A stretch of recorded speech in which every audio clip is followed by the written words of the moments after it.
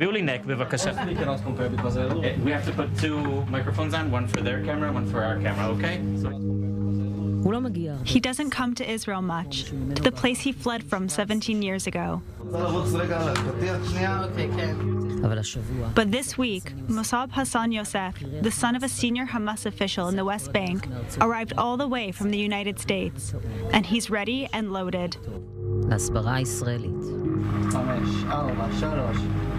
After October 7, there was no way, not to come and stand with the people.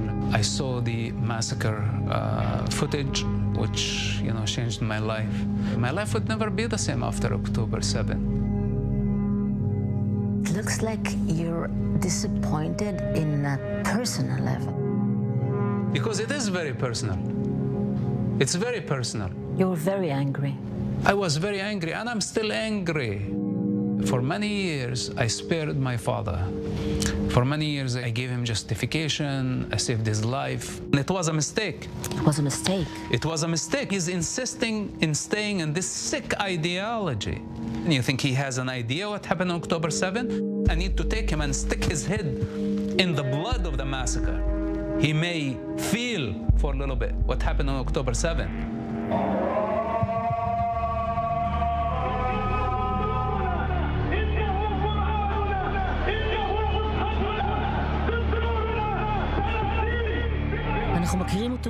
We know him as the Green Prince, the boy who grew up in Ramallah, the eldest son of Sheikh Hassan Yosef Khalil, one of the founders of Hamas. Terrorism was the family business. The father divided most of his time between the West Bank and Israeli prison, and the prince continued the family tradition, buying weapons and planning terror attacks. But when he was 17 years old, everything changed. He was arrested and for the first time saw prison from the inside and the brutality of Hamas. In those days, suicide attacks became all the rage. For Mossab, this crossed a red line. When I stood against suicide bombing attacks some 20 years ago, this was madness in a society where the majority, the vast majority agreed. I disagreed. And that was my punishment, for just to think differently. In order for me to express myself freely meant for me to be executed. At this point, the Shin Bet entered the picture.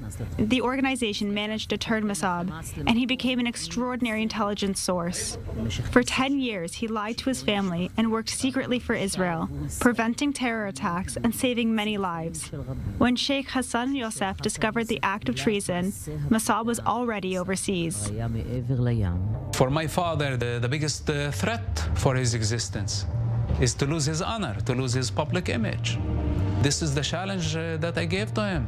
He invested his entire energy, his entire life to maintain his public image, his status. Now you are the father of the greatest traitor of the cause of your people. You'll have to deal with it. If there's anyone who really knows how to explain what Hamas really is, it's him. Were you surprised by what happened on October 7? Look, Hamas brutality was not a strange thing for me. I witnessed Hamas brutality firsthand for a very long time when I was in prison. They tortured people, they killed people in the worst possible way for suspicion of collaborating with Israel. I cannot pretend that I did not hear their voices. People were screaming day and night in pain of a crime that they haven't or hadn't committed. None of them had a relationship with Israel.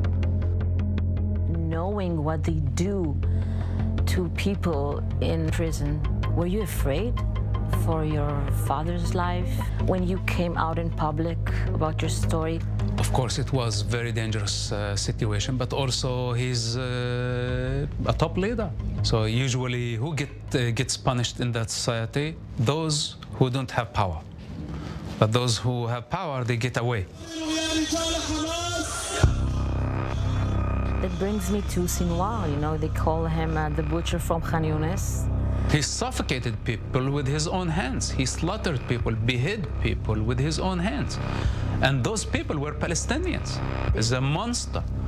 self-deluded, psychopath, dangerous criminal. He enjoyed, he bragged about himself beheading someone on the prison sink.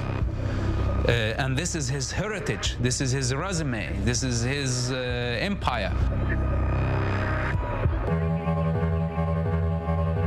What's Hamas' goal? Well, Hamas doesn't even know what goal they have because their goal is not in this life. Hamas does not believe in this life. Hence, they want to kill, then get killed. After getting killed by the name of Allah, they get rewarded in the afterlife.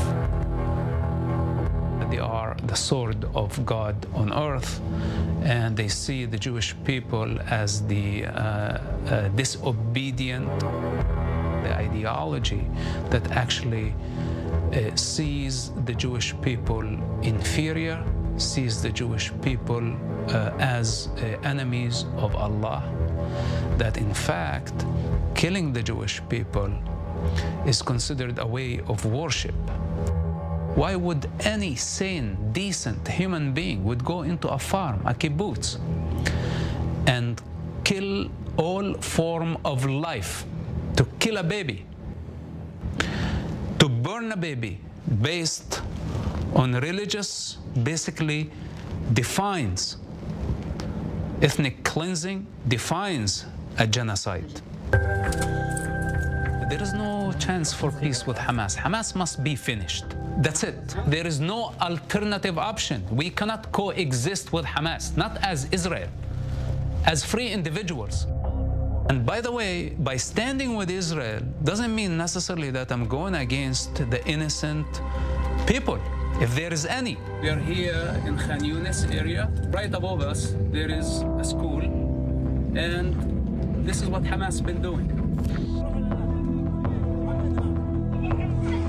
Are there non-involved people in Gaza? The vast majority of Palestinians are complicit with Hamas because they voted for Hamas. They protect Hamas, and most importantly, they failed their moral responsibility to condemn Hamas. The least you could do. Your father, you know what he said when they asked him about the massacre? He said, mistakes will be made. We are human, and human makes mistakes. My father said that? Yeah. Where?